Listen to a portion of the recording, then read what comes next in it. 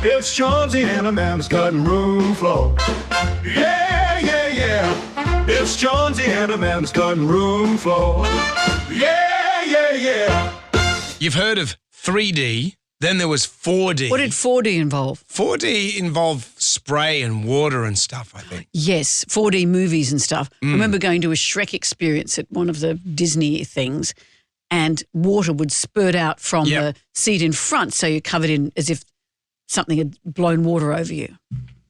Why are you pulling a face? That sounds terrible. And also air, like there'd be spiders that jumped out and they'd blow air at the back of your legs from underneath the seat. And you go, ooh, you jump. Yeah. That's 4D, I think. That's 4D. Now there's 5D. What's 5D? 5D can make you feel like you're on fire.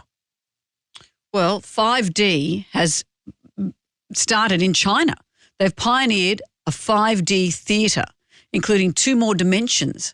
So what it does is you feel like you're on fire. The ceiling in the theatre has screens, so the flames are shown on the roof there as a fire expands, making the experience feel more authentic. But artificial heat comes through at the temperature gauge, so you're feeling hotter, and the smell of burning. Ah. So it's adding new dimensions to this. Oh, aren't humans funny? Yes, we like this sort of stuff. In real life, there'd be nothing more horrific. No. And yet we crave the scare, which is what we do on all roller coasters and things, don't we? And it's been around for a long time. In 1959, they had Aromarama, a technology that sent scents through a movie theatre's air conditioning. Oh, what sort of movie would have smells? What were they making in 1959 that smelled like that? Oh, do you remember seeing Sense-Around? Sense-Around. In 1974, Sense-Around was used to promote the movie Earthquake. Yes. I loved this. So this is when Towering Inferno and all those disaster movies, Poseidon Adventure. But with Earthquake, they had these speakers that were positioned around the cinema, and they'd be at low level. Yep. So you felt like you could feel the building move around and bits of rubble falling. In the 80s, they came back with the Aromarama, but they did Odorama. Oh, that was polyester. That was John Waters who did Polyester starring Divine. It was smell-o-vision.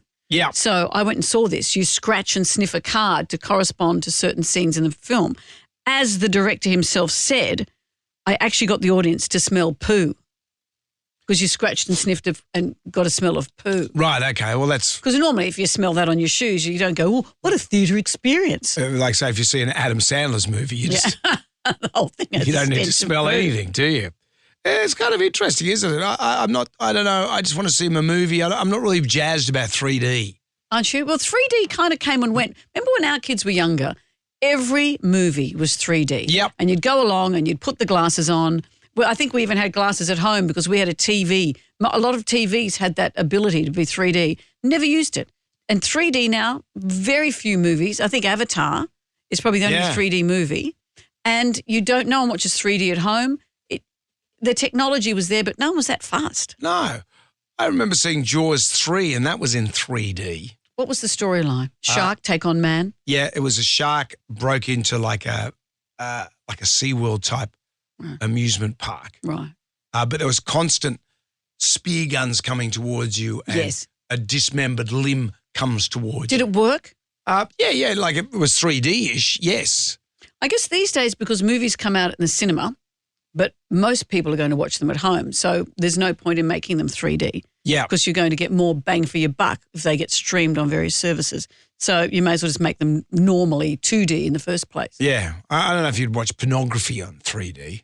Well, this is where we are now, is VR. VR, which is where you have your goggles on and you're fully immersed.